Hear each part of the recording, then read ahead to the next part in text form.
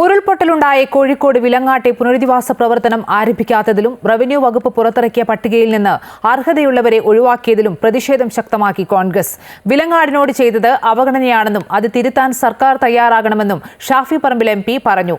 വിലങ്ങാടിന് നീതി വേണമെന്ന് ആവശ്യപ്പെട്ട് കോൺഗ്രസിന്റെ നേതൃത്വത്തിൽ കളക്ടറേറ്റിലേക്ക് നടത്തിയ ധർണ ഉദ്ഘാടനം ചെയ്യുകയായിരുന്നു അദ്ദേഹം.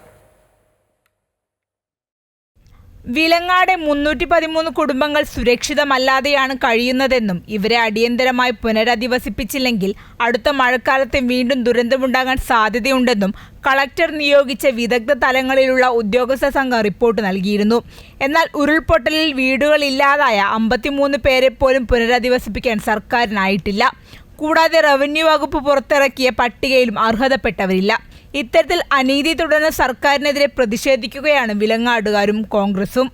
ഭൂമി വിറ്റുപോയവരെ അടക്കം പട്ടികയിൽ ഉൾപ്പെടുത്തിയിട്ടുണ്ടെന്നും വീട് പൂർണ്ണമായും നശിച്ച ഞങ്ങളെപ്പോലുള്ളവർ പട്ടികയിലില്ലെന്നും നാട്ടുകാർ പറയുന്നു. 10-15 വർഷം മുമ്പ് സ്ഥലം വിറ്റ് ഇവിടുന്ന് വിറ്റുപോയ അവിടെ ഇവിടെ മാറി താമസിച്ച ആളുകളുടെ പേരാണ് ഇപ്പോൾ ലിസ്റ്റിൽ വന്നിരിക്കുന്നത്. അർഹരായവരെ ഉൾപ്പെടുത്താതെ അനർഹരായവരെ തള്ളിക്കയറ്റി സർക്കാർ ഒരു ലിസ്റ്റ് പ്രഖ്യാപിച്ചിരിക്കുന്നു. വീടിൻ്റെ 3/4 ഭാഗം ഇടിഞ്ഞ് വല്ലം ഒരു വാർപ്പ് വീടായിരുന്നു. 3/4 ഭാഗം ഇടിഞ്ഞ് പൊളിഞ്ഞു പോയി. പിന്നെ ഒരു 1/4 ഭാഗം ചെളി കയറി ഇങ്ങനെ കിടക്കുകയാണ്.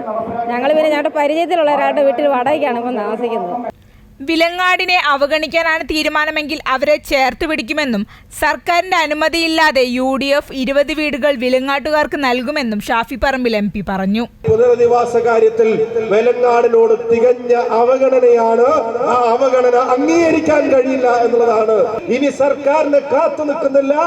UDF നേതൃത്വത്തിന്റെ അനുമതിയോടെ ജനങ്ങളുമായി ആലോചിച്ച് ആ 20 വീടുകൾ അവിടുത്തെ അർഹരായ ആളുകൾക്ക് കൊടുക്കാനുള്ള നടപടികൾ അത് സ്വീകരിക്കുമെന്ന് പറയാൻ ഞങ്ങൾ ആഗ്രഹിക്കുകയാണ്. ഉരുൾപൊട്ടലുകളുണ്ടായ ദിവസം മലവെള്ളപ്പാച്ചിലെത്തിയ ഉരുളൻ കല്ലുകളും മരങ്ങളും നീക്കം ചെയ്യുന്നതും തകർന്ന പാലങ്ങളും പാതകളും നവീകരിക്കുന്നതിലും പുരോഗതിയില്ല. ഉരുൾപൊട്ടലിനെ തുടർന്ന് തകർന്ന ജലസ്രോതസ്സുകളും പുനരുജ്ജീവിപ്പിച്ചിട്ടില്ല. അമൃത ന്യൂസ്, കോഴിക്കോട്.